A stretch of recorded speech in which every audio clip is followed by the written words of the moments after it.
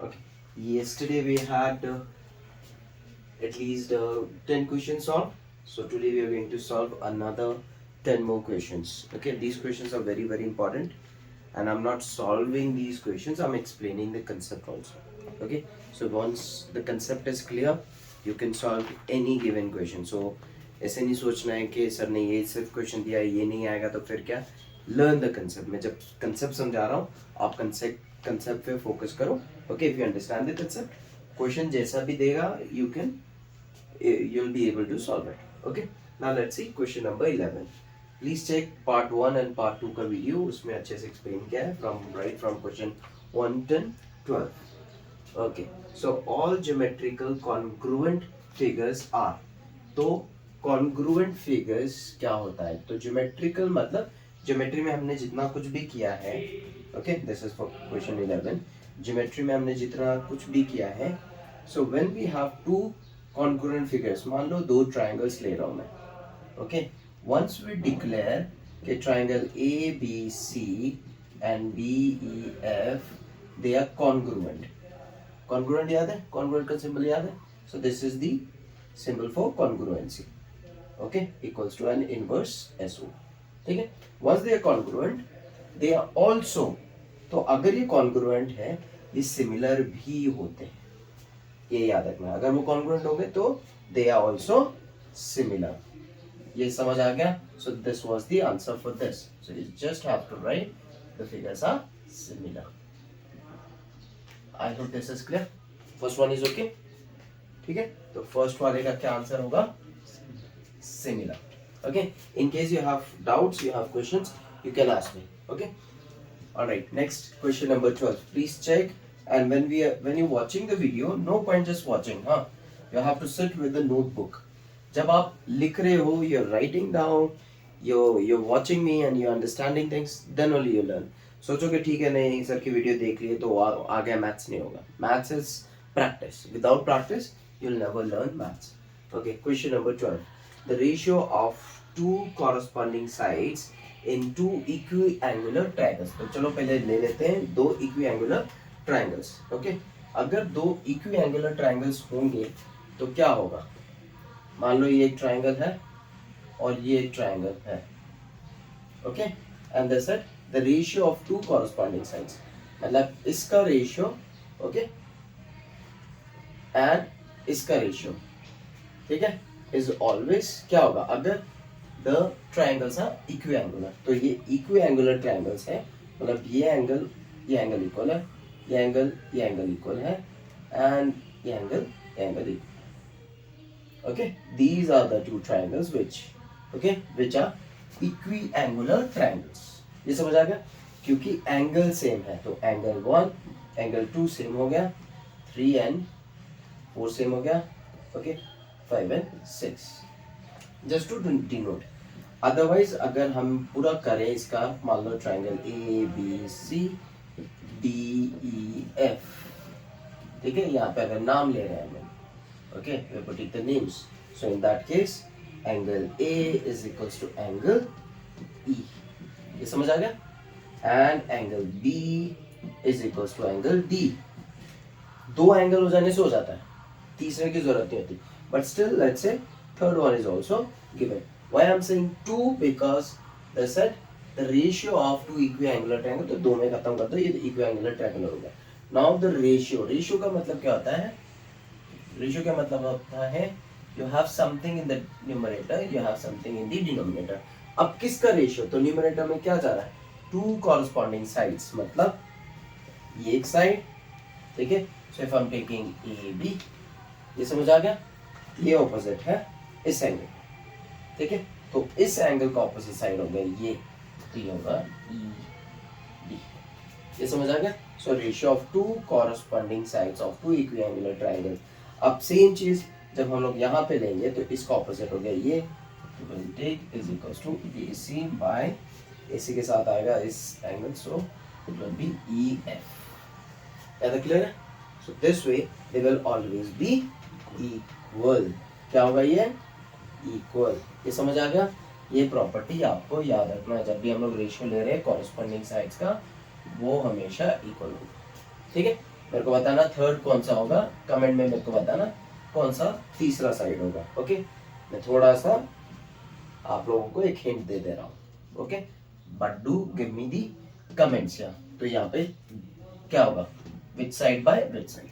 Alright, now question number 13, if two angles, now I need space to explain you. Question number 13 में बोला है if two angles of one triangle are respectively equal to two angles of another two triangles. Okay, तो दो angle, एक तो मान लो first triangle होगा हमारा ए बी सी, दूसरा ट्राइंगल होगा हमारा डी ई एफ, ये दो ट्राइंगल हो गए। Okay, now what are they saying, two angles.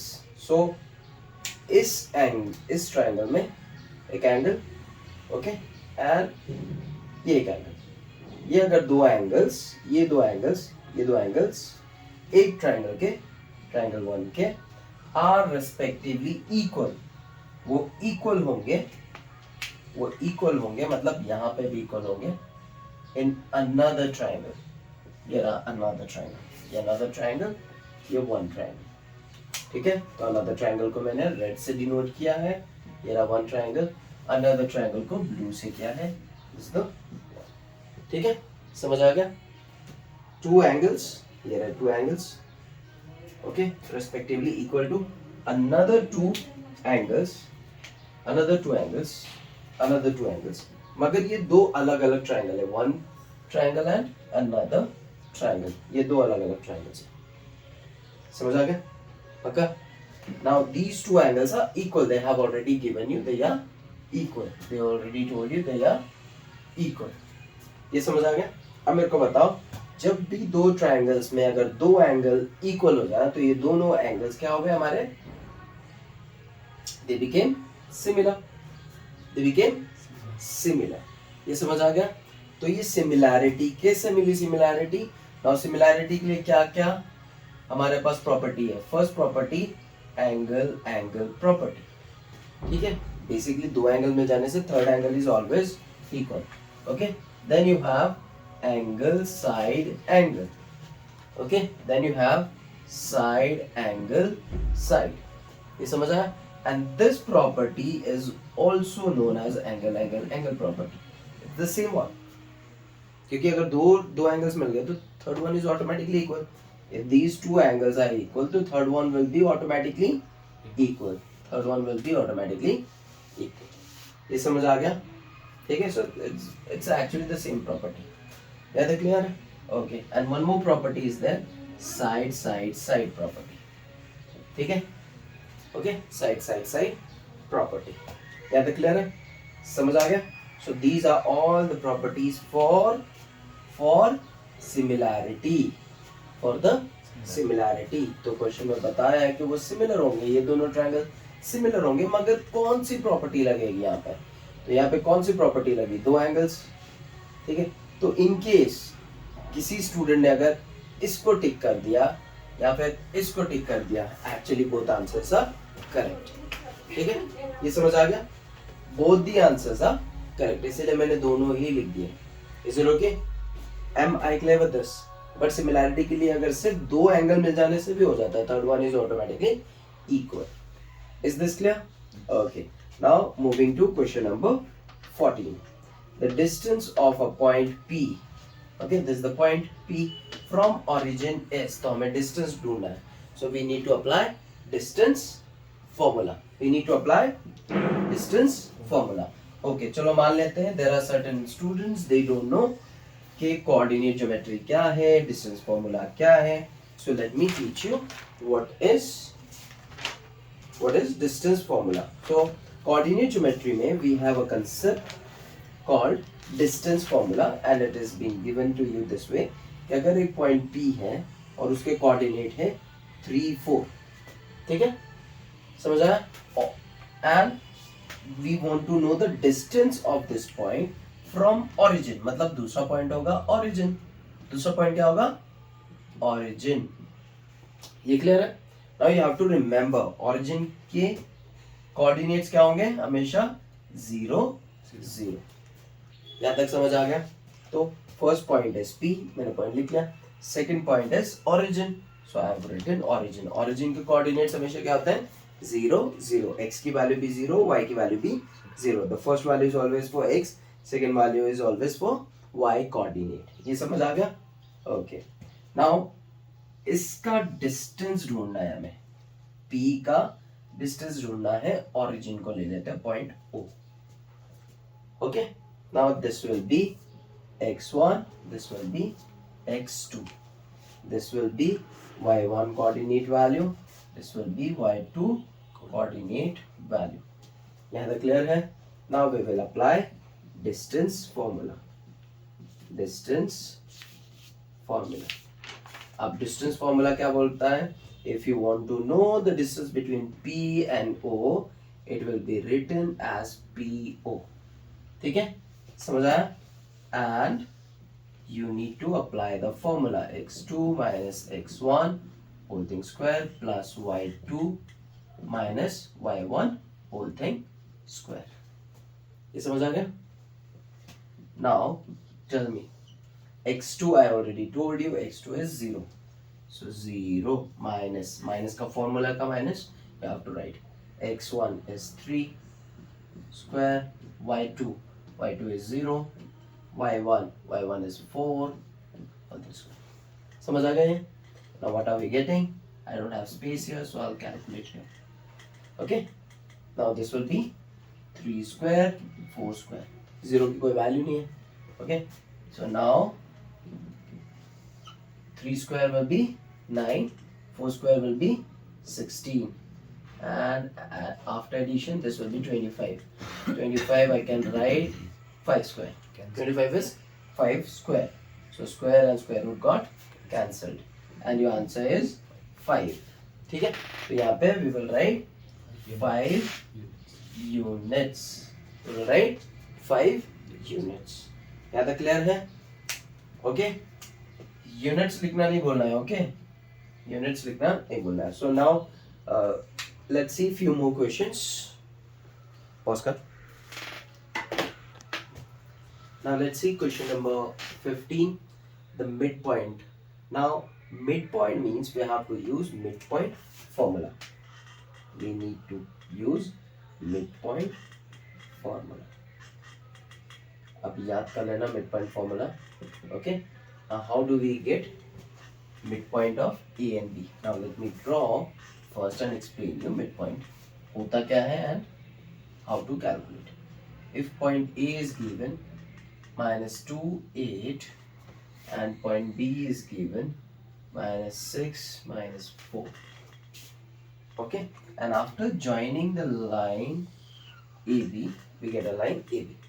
ठीक है, we're getting a line segment AB. अब इसका midpoint क्या होगा? Something right in the middle. Now, if M is the midpoint for AB, we need the coordinates for M. Okay. And the first coordinate, x coordinate will be x, y coordinate will be y, and we need to find out the value of x and y.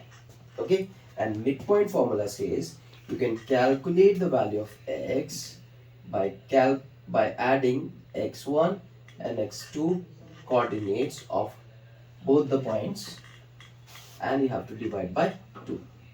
Same way for y, you will take y1 plus y2 and divided by 2. So using this logic, we can easily calculate the midpoint. Okay, and this is what they were asking, the coordinates of the midpoint. Now x1, this is x1 minus 2, x2, this is x2. Okay, plus minus x. Two sides cannot stay together, तो आपको यहाँ पे bracket लगाना पड़ेगा. Okay, so minus 2 plus minus minus, okay, and this gives you minus 8 by 2, it will be minus 4. I hope this is clear. ठीक है? Okay. Now same way I have to calculate for y. तो y के लिए क्या होगा? These are the y coordinates. These are the y coordinates. Okay. y1 is 8 plus y2 is -4. Okay, since again two signs cannot stay together, we have to use bracket. So 8 plus minus 4 by 2.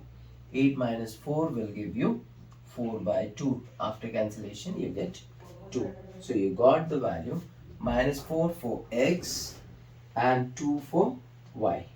Okay, and this is the midpoint. So we'll write is, okay, and how do we write down the answer? इसका answer क्या होगा? You can write here. Okay, m, okay, midpoint is m, representing -4, 2. In case you don't write m also, it's okay. बस ये coordinates देने हैं. Okay, what is required? Just the coordinates. So we are done with question number 15. I hope I have explained you midpoint formula. तो अब आपको अलग से chapter पढ़ने का सीखने की जरूरत नहीं है midpoint formula सीखने के लिए. If you know, okay, this area what I have explained here, इसको बार बार देखो, 2-3 बार practice करो, अलग अलग coordinates ले लो and then you check your own values क्या मिल रहा है. ठीक है? And with this we are done with midpoint formula. Pause करें. Now let's see question number 16. The value of this part. Okay. Now let me show you. 1 plus 10 square 45 degree is being needed. Okay. Now for this you need to know trigonometrical table. या फिर trigonometrical ratio table. Okay. Ratio table. I'm not writing full, it will be taking time. So इसके हिसाब से tan 45 degree is always 1. ये याद रखो. Tan 45 is always 1. I hope this is okay. Using trigonometrical ratio table. Okay. I have made one video how to create trigonometrical table also, because exam में तो नहीं देंगे. They are not giving you trigonometrical ratio table. You need to know the ratios. Sin 40 degree कितना है, tan 45 degree कितना है, tan 30 degree कितना है. So you need to know that table. Okay. So I have made a video on it. Kindly check that. All right. I'll put it put the link in the description also in case you're looking for it. Now let's see. 1 के लिए 1 रहेगा. tan 45 के लिए सबसे पहले हमेशा square जो है इसे ले लो एंड tan 45 को अलग से लिख लो. ये समझ आ गया? ठीक है. Now 1 plus tan 45 के लिए क्या लिखेंगे? 1. Okay. Now everyone knows कि क्या आंसर होना है. Okay. Still you let me know कि क्या आंसर होना है. Okay. समझ आ गया ये? Okay. Still calculation part वो आपको बताना है. That's how I get motivated when people write the comment. Okay. And I feel that okay मेरी videos का कुछ तो फायदा हो रहा है. कोई तो इसकी वैल्यू निकाल रहा है, कुछ समझ रहा है. Okay. Otherwise it will be total wastage. So please do write down in the comment box and let me know whether you're following up or not. Yes. अगर नहीं समझ आया तो भी लिख दो. I'll make another video and I'll explain you कि क्या है इसके बाद और. Okay. But this is primary. अगर class 10 में हो and you do not know this calculation, then your situation is very difficult.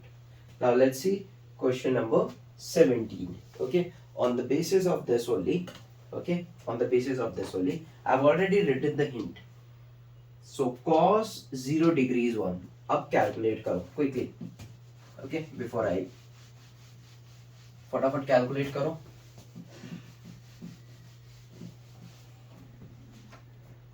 Okay. कितना calculate? Cos 0 degree is 1. So what's the answer? 1. Okay. What they asking you? They're asking you cos theta is equals to 1. And we need the value of theta. हमें क्या चाहिए? Theta चाहिए. So I'll write cos theta 1 के लिए लिखेंगे. 1 के लिए लिखेंगे cos 0 degree. 1 के लिए लिखेंगे cos 0 degree. ये समझ आ गया? ओके. नाउ इसका मतलब है cos cos हो गया. सो थीटा की वैल्यू क्या हो गई?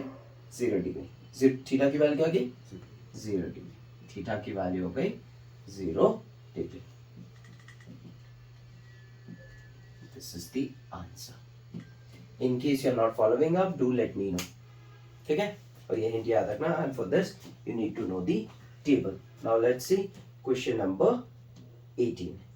अब क्वेश्चन नंबर 18 में क्या बोल रहे हैं, how many tangents can be drawn parallel to the secant of a circle. तो सबसे पहले एक सर्कल ड्रॉ कर लो, समझ लो सर्कल क्या होता है.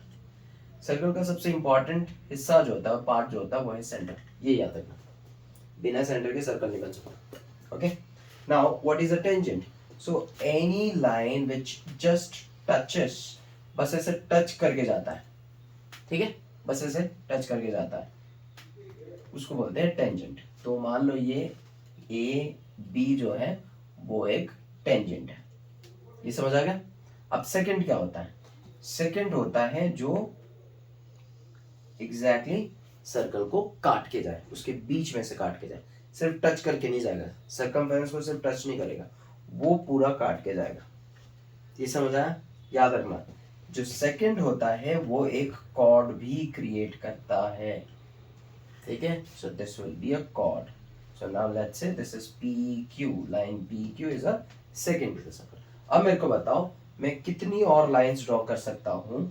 Okay, this is how many tangents. एक और टेंजेंट अगर मेरे को मान लो ये टेंजेंट नहीं है, लगा लो ये टेंजेंट नहीं है.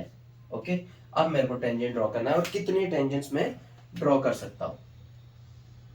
लॉजिक लगाओ, और पैरेलल होना पड़ेगा, इसके पैरेलल लाइन होनी पड़ेगी जो यहाँ पे एक टेंजेंट जाएगा, ठीक है. तो कितनी कितनी लाइंस जा सकती हैं, कितने टेंजेंट्स जा सकते हैं. How many tangents. Second is created. Now I need to draw a parallel tangent. So इस लाइन के साथ अगर पैरेलल लाइन क्रिएट करनी है, so it has only one chance. It has only one chance. Okay, समझ आया. सिर्फ एक ही लाइन है जो इसको पैरेलल होगी और टेंजेंट भी होगी. ये समझ आया. नाउ यू विल से नहीं सर यहाँ पे भी हो जाए, फिर वो सेकंड हो जाए, वो टेंजेंट नहीं होगा. सिर्फ एक ही पॉइंट पे टच करना होता है. ये समझ आया, सिर्फ एक ही पॉइंट पे टच करना होता है. समझ आया. Okay, now you will say sir नहीं ये भी तो हो जाएगा. Remember these two lines will not be parallel. ठीक है, समझ आया. और पॉसिबल ही नहीं है. So it will always be one tangent parallel to one secant. याद रखना. So answer will be 1, ONE 1. Okay, I hope this is clear. Question number 18 is clear. अब इसी लॉजिक पे, टेंजेंट के लॉजिक पे ही we have to solve question number 19. Pause करें. Now let's see question number 19. In this question we are using property of tangents. ठीक है, तो tangents without circle possible नहीं है. So let's draw a circle first. ठीक है, ये circle हो गया. अब circle का सबसे important हिस्सा होता है उसका center, and यहाँ पे बोला है center का नाम है O. First part is clear. Now this side एक tangent है. Okay, the tangent's name is PQ and it is at point P of the circle. मतलब सर्कल के ऊपर पॉइंट P है, सर्कल के ऊपर पॉइंट P है. ठीक है, and PQ is a tangent, मतलब ये इसको टच करके बाहर से जाए. ठीक है. now you will be thinking sir ये भी हो सकता है. हाँ, this is also possible, but this is a tangent PQ. remember Q is always out of the circle. आप इस तरफ भी ले सकते हो, you can take it here also. So it will be easier for calculation. That's why I have taken here. Okay. Now this side radius जो है वो 5 centimeter है. Okay. Radius of the circle. So I can draw a line from the center to point P. तो ये भी एक radius होगा. ये भी क्या होगा? Radius होगा. And radius is 5 centimeter. ये clear है? So OP is the radius. OP is the radius and it is 5 centimeters. ये clear है? Okay, and they said OQ is the tangent, so that I don't have to write क्योंकि वो तो question में already given है. याद है? ठीक है, तो फिर भी लिख लेते हैं PQ is the tangent and इसकी वैल्यू ही ढूंढने के लिए बोला है. PQ वैल्यू ही ढूंढनी है. We need to calculate PQ. Okay, now read further. Now they said this tangent okay, meets through the center O, okay, so एक लाइन जो है O से जा रही है, okay, O से जा रही है and it is meeting Q. The line which we are drawing through O is meeting Q. याद है? ठीक है, समझ आ गया? Okay. Now OQ is 12 centimeters. So this OQ line is 12 centimeters. ठीक है? Now remember the property. Whenever we draw a radius to the tangent, it will always be perpendicular. It will always be perpendicular and it will create 90 degree का angle. ये समझ आ गया? समझ आया? So since OP is radius and PQ is tangent, that means this angle OPQ is 90 degree. Angle OPQ is equals to 90 degree. Reason क्या है? OP is perpendicular on PQ. ये समझ आ गया? ठीक है? समझ आ गया ना? Okay.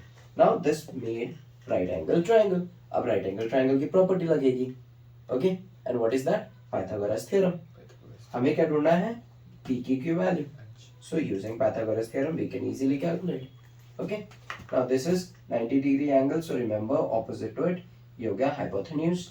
ये हो गया हमारा perpendicular. इसको मान लो base. So we need to calculate base. ठीक है? Base का formula. So we'll write using Pythagoras theorem. Okay, Pythagoras theorem. उसमें बेस चाहिए. सो बेस का फॉर्मूला क्या होता है? बेस के लिए फॉर्मूला क्या होगा? Root over H square minus P square. ठीक है? ओके. सो एच की वैल्यू हो गई 12 स्क्वायर. पी के लिए परपेंडिकुलर हो गया 5 स्क्वायर. ये समझ आ गया? ओके. टेल मी 12 स्क्वायर क्या होता है? 144. 12 square is 144. 5 square is what? 25. ये क्लियर है? अब दोनों को माइनस कर दो. Okay. So what are you getting?